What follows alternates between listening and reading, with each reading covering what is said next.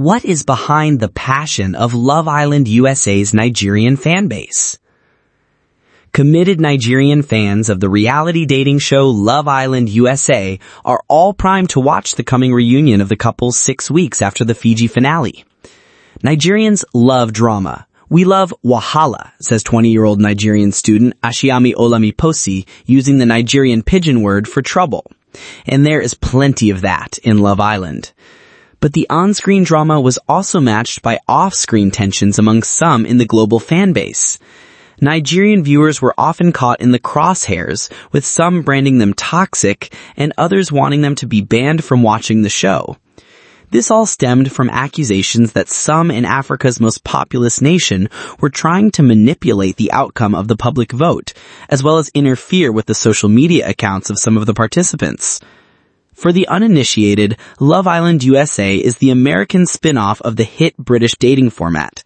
Contestants, dubbed Islanders, couple up in a luxury villa in Fiji, navigating challenges, romantic entanglements, and public votes under constant camera surveillance.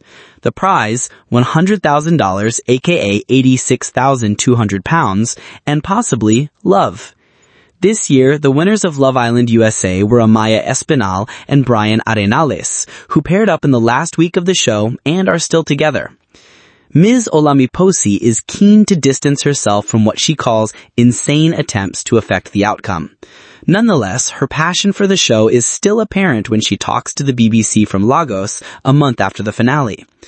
There is excitement in her eyes. Her blonde braids swing back and forth as she recollects villa drama, late-night group chats, and fierce online skirmishes, like a war veteran sharing combat stories.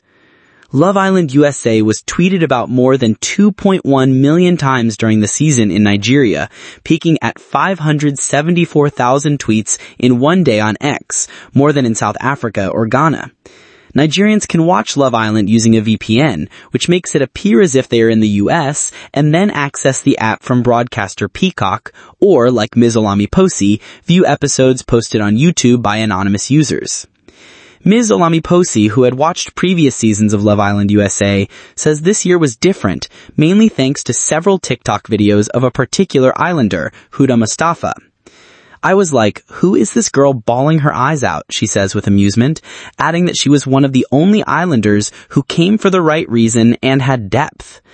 The 24-year-old mother became one of the most talked about contestants because of her polarizing personality, public confrontations, and complex relationships with fellow contestants.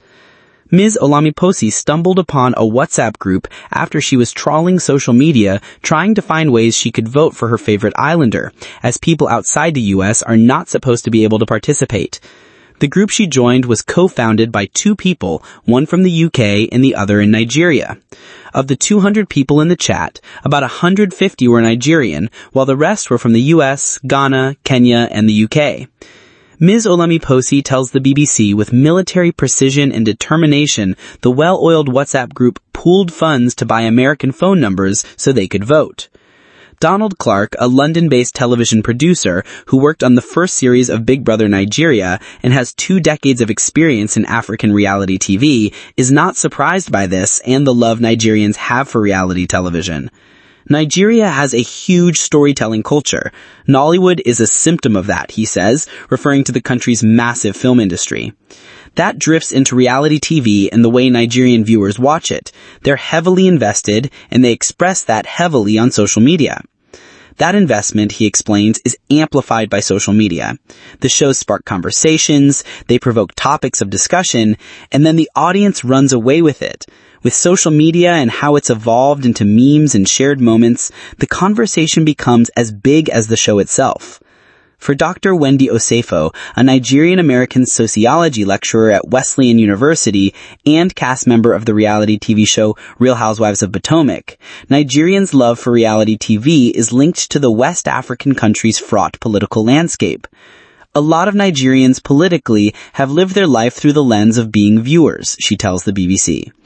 In a country that experienced military rule for several decades and has had allegations of disputed elections, Nigerians have felt little more than spectators, the 41-year-old explains.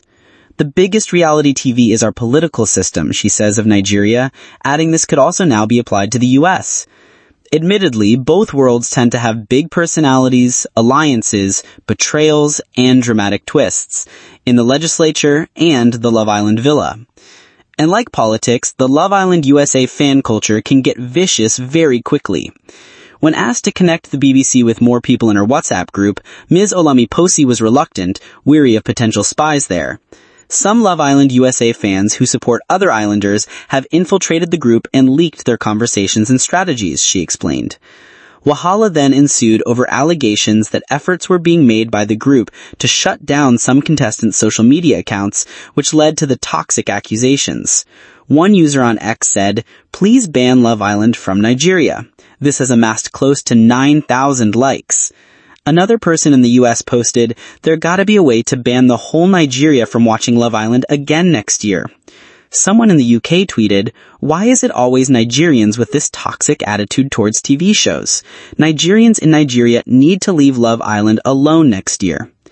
Tensions between American and Nigerian fans often come down to their different perspectives, especially when it comes to identity, says Ms. Olamiposi. Black Americans always